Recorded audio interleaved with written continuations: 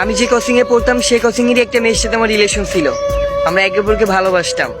Coaching এর সবাই জানতো আমাদের রিলেশন আছে, এমনকি যে ভাইয়ের কাছে আমরা প্রাইভেট পড়তাম সেও জানতো আমাদের রিলেশন আছে। সবাই আমাদের নিয়ে মজা করতো যে এক কোচিং এ এসে সবকিছু হচ্ছে, পড়া হচ্ছে, ভালোবাসা হচ্ছে, কি আনন্দ না। তোমরা এদের মতো করো। এমন ভাবে সবাই আমাদের নিয়ে মজা করতো, ঠাট্টা করতো। এমন করতে করতে সবার দোয়া আমাদের রিলেশনটা ভালোই চলতেছিল। হঠাৎ একদিন গার্লফ্রেন্ড বলতেছে, শোনো, আমাদের রিলেশনটা হয়তো অনেকে জেনে গেছে, তাই আমি চাচ্ছি আজকের পর থেকে আমাদের রিলেশনটা আর এমন ভাবে নিব না। আজকের পর থেকে তুমি নিজেই কোচিং এ যেয়ে বলবা যে আমাদের রিলেশন আর নাই, আমাদের ব্রেকআপ হয়ে গেছে। আমরা গোপনে গোপনে ফোনে কথা বলবো, আজকের পর থেকে আর প্রকাশ্যে কথা বলতে পারবো না। সবাই জানবে আমাদের ব্রেকআপ হয়ে গেছে, আমাদের আর কথা হয় না। এই কথাটা তুমি কোচিং এ বলে দিবা। গার্লফ্রেন্ডের কথা শুনে আমি তো রেগে গেলাম, কেন এমন করতেছি। সে তার সাথে একটু তর্কতর্কি হয়েছিল, রেগে যেয়ে বলছিলাম, আচ্ছা ঠিক আছে, তোমার যা ইচ্ছা তুমি তাই করতে পারো, আমি আজকের থেকে আর কোচিংও যাচ্ছি না, তোমার বিষয়ে কথা বলতেছি না, তোমার যা খুশি তুমি তাই করো।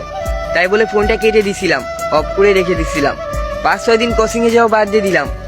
হঠাৎই একদিন কোচিং এর একটা মেয়ের সাথে দেখা হইলো, যে মেয়েটা আমার গার্লফ্রেন্ডের সাথে সবসময় থাকতো। সে আমার বলতেছে, ইমন ভাই শোনো। আমি বললাম, হ্যাঁ বলো।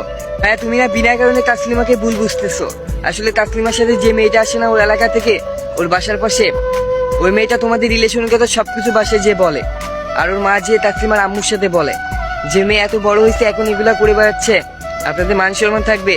যার কারণে তাসলিমার বাসা থেকে প্রেশার দিচ্ছে, বলতেছে তার পড়ালেখা না করায় বিয়ে দিয়ে দিবে। যার কারণে তাসলিমা আপনাকে এগুলো বলে সাবধান করলো, জানি তার বিয়ে না দিতে পারে। জানি সবাই জানে আপনাদের রিলেশন নাই, তাসলিমা পড়ালেখা করতে পারে, বাচ্চা আপনার সাথে লোকায় লোকায় কথা বলতো। আপনি বিনা কারণে ভুল বুঝছেন। আমরা অনেকবার আপনাকে খুশি বলার জন্য, কিন্তু আপনার ফোনটাই অফ। কি করব বলেন? তাসলিমা অনেক ভেঙে পড়েছে। প্লিজ ভাই, ওর সাথে একটু কথা বলেন। সত্যি বলতে কিছু কিছু জিনিস আমরা ভুল করেই সন্দেহ করি। সত্যি অনেক খারাপ লাগতেছিল, বিনা কারণে সন্দেহ করলাম। আসলে মেয়েদের পরিস্থিতি তো আমরা বুঝি না। আসলে সে হয়তো তার ভালোর জন্য এই কাজটা করছে, বিনা কারণে ভুল বুঝছি। আসলে সম্পর্ক কোনো বড় কারণে নষ্ট হয় না, ছোট্ট ছোট্ট কারণে সম্পর্ক নষ্ট হয়ে যায়।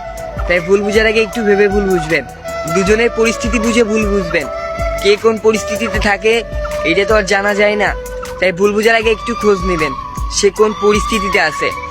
সত্যি বলতে ভালোবাসা কিন্তু এত সহজ না, বিশ্বাসটা আগে আনতে হবে। সরি, ভুল বুঝার আগে একটু ভেবে করবো।